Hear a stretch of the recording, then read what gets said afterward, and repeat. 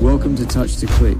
In this video, we'll show you how to reset Microsoft Store to fix app issues and start fresh with default settings. Now let's get started. Step 1. Click on the Start menu, type Microsoft Store in the search bar, and select the Microsoft Store app from the results. This opens the app management options you need to reset it. Step 2. Right-click on the Microsoft Store app icon and choose App Settings from the context menu. This brings up the settings page where you can manage storage, permissions, and reset options. Step 3. In the App Settings window, scroll down and find the Reset button. This button is designed to clear the app's data and restore it to its original state. Step 4. Click on the Reset button, and when the confirmation dialog appears, click Reset again to confirm.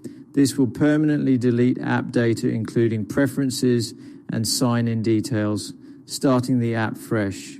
Thanks for watching, and don't forget to subscribe to Touch to Click for more helpful Windows tutorials.